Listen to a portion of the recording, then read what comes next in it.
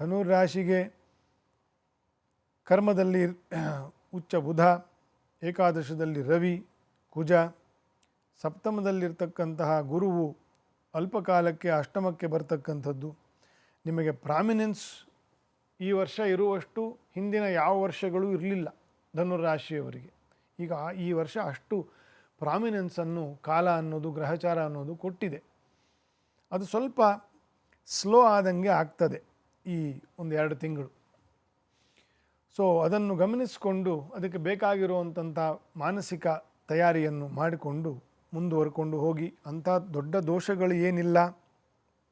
ಅಷ್ಟಮ ಗುರು ಉಚ್ಚದಲ್ಲಿದ್ದರೂ ಕೂಡ ಅದೇನಂಥ ದೋಷ ಅಲ್ಲ. ನವಮದಲ್ಲಿ ಶುಕ್ರ, ನವಮದಲ್ಲಿ ಕೇತು ಇದ್ದೇ ಇದ್ದಾನೆ. ಏಕಾದಶದಲ್ಲಿ 2 ದ್ವಿಗ್ರಹ ಯೋಗ, ಕುಟುಂಬದಿಂದ ಬಹಳ ಒಳ್ಳೆಯ ಸುದ್ದಿಯನ್ನು ಅಥವಾ ಗಳಿಕೆಯನ್ನು, ಒಂದು ಒಳ್ಳೆಯ ಫಲವನ್ನು ಅನುಭವಿಸ್ತಕ್ಕಂತಹ ತಿಂಗಳು ಕೂಡ ಅಕ್ಟೋಬರ್ ಆಗಿರ್ತದೆ.